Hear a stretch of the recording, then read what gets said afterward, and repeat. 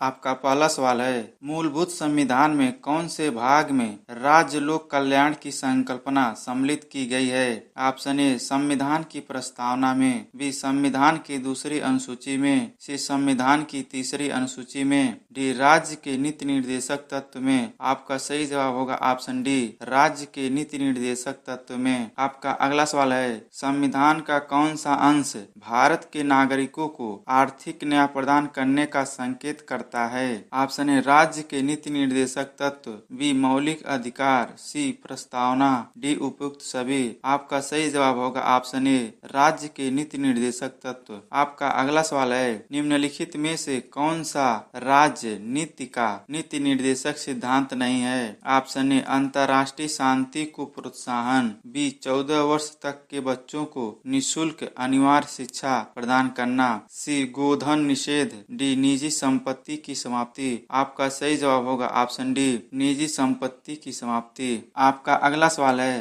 राज्य के नीति निर्देशक तत्व नहीं है? ऑप्शन ए वैज्ञानिक मनोभाव के विकास का, बी पोषाहार के स्तर को ऊपर उठाना, सी कमजोर श्रेणियों के आर्थिक हित को बढ़ाने का, डी कार्यपालिका से न्यायपालिका को अलग रखने का। आपका सही जवाब होगा ऑप्शन ए वैज्ञानिक मनोभाव के विकास का। आपका अगला सवाल है, राज्य के नीति निर्देशक तत्व में क्या शामिल है जो मूल अधिकार में नहीं है? ऑप्शन ए अस्पृश्यता का उन्मूलन, बी आने जाने की स्वतंत्रता, सी धर्म की स्वतंत्रता, डी कुटीर उद्योग को प्रोत्साहन। आपका सही जवाब होगा ऑप्शन डी, कुटीर उद्योग को प्रोत्साहन। आपका अगला सवाल है, नीति निर्देशक तत्व का महत्व किसके लिए है? ऑप्शन ए नागरिक, बी राज्य, सी समाज, डी संघ। आपका सही जवाब होगा ऑप्शन बी राज्य। आपका अगला सवाल है, भारत के किस राज्य में समान नागरिक संहिता लागू है? Option A Meghalaya, B Kerala, C Haryana, D Goa. आपका सही जवाब होगा ऑप्शन डी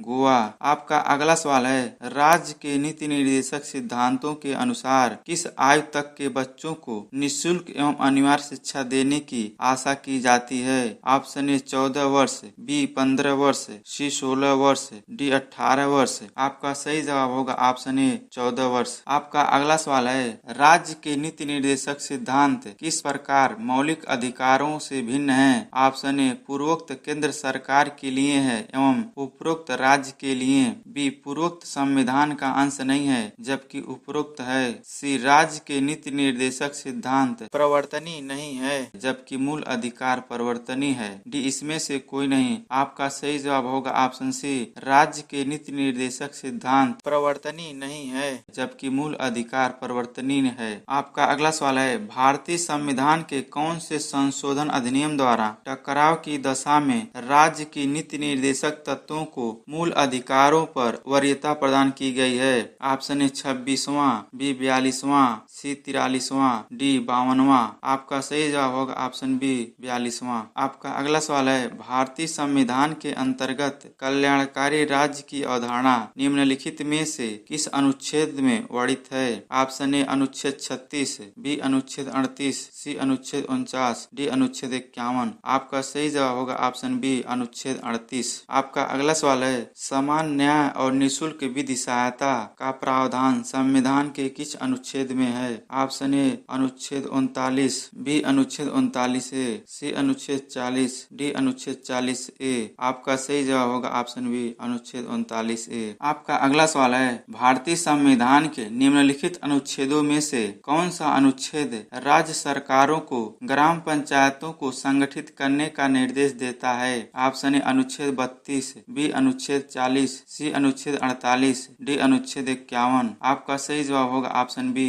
अनुच्छेद 40। आपका अगला सवाल है, भारतीय नागरिकों के लिए एक समान सिविल संहिता प्राप्त करने की बात कही गई है। ऑप्शन ए अनुच्छेद 40, बी अनुच्छेद 44, सी अनुच्छेद 45, डी अनुच्छेद 48 क। आपका सही जवाब होगा ऑप्शन बी अनुच्छेद 44। आपका अगला सवाल है, संविधान के किस अनुच्छेद में न्यायपालिका का कार्यपालिका से पृथक्करण का उल्लेख किया गया है? ऑप्शन ए अनुच्छेद 45, बी अनुच्छेद 46, सी अनुच्छेद 58, डी अनुच्छेद 50। आपका सही जवाब होगा ऑप्शन डी अनुच्छेद 50। आपका अगला सवाल है, राज्य के नीति निर्देशक सिद्धांतों में से किस अनुच्छेद का संबंध अंतर्राष्ट्रीय शांति और सुरक्षा के संवर्धन से है? ऑप्शन ए अनुच्छेद 48, बी अनुच्छेद 51, सी अनुच्छेद 52, डी अनुच्छेद 54। आपका सही जवाब होगा ऑप्शन बी अनुच्छेद 51। आपका अगला सवाल है, भारतीय संविधान के किस अनुच्छेद द्वारा निम्न दुर्लभ वर्गों को शिक्षा संबंधी सुरक्षा प्रदान की गई है? ऑप्शन ए अनुच्छेद 45, बी अनुच्छेद 46, सी अनुच्छेद 47, डी अनुच्छेद 48। आपका सही जवाब होगा ऑप्शन बी अनुच्छेद 46। दोस्तों, अगर मेरा वीडियो आप लोगों को पसंद आता है, आप लोग के काम का चीज है, तो मेरे चैनल को सब्सक्राइब करिए तथा वीडियो को लाइक करिए। साथ ही बेल आइकन को भी प्रेस कर दीजिए, जिससे आने वाली नेक्स्ट वीडियो का लिंक आपके पास पहुंचता रहे। आपका अगला सवाल है, भारतीय संविधान में राज्य के नीति निर्देशक सिद्धांतों को किस मुख्य कारण से सम्मिलित किया गया है? ऑप्शन ए कल्याणकारी राज्य की स्थापना के लिए, बी धर्मनिरपेक्ष राज्य की स्थापना के लिए, सी सरकार के स्वेच्छाचारी आचरण को रोकने के लिए, डी सरकार को विकास में आवश्यक अवसर प्रदान करने के लिए। आपका सही जवाब होगा ऑप्शन ए कल्याणकारी राज्य की स्थापना के लिए। आपका अगला सवाल है, किसी नीति निर्देशक सिद्धांत को प्रायः समाजवादी माना जाता है? ऑप्शन ए ग्राम पंचायतों की स्थापना,